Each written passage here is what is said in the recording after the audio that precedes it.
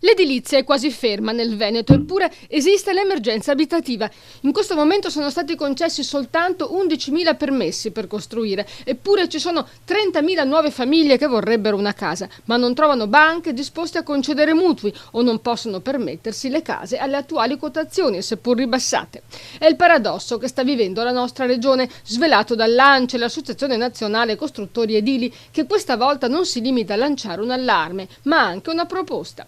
La ricetta per ridare fiato all'economia e al settore, secondo l'associazione, è un patto civico tra regione, ANCI, banche e parti sociali per il recupero urbano e la manutenzione dell'esistente. I finanziamenti potrebbero arrivare dall'Unione Europea, data la presenza di istituzioni pubbliche. C'è molta attesa anche in Veneto per gli effetti del protocollo firmato tra Cassa Depositi e Prestiti e ABI, che prevede l'assegnazione di un plafond, 2 miliardi a livello nazionale, destinato a mutui per le fasce deboli e la possibilità di acquistare per la stessa finalità obbligazioni bancarie garantite per 3 miliardi con il coinvolgimento del sistema creditizio locale.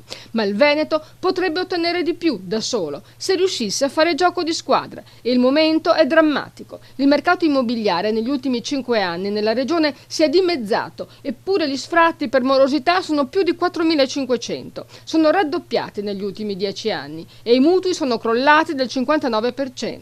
C'è bisogno di fornire case a tariffe agevolate e l'Italia è uno dei paesi che accede meno di tutti ai fondi europei. Quando si tratta di efficienza amministrativa, nessuno si sorprende che il nostro paese arrivi ultimo.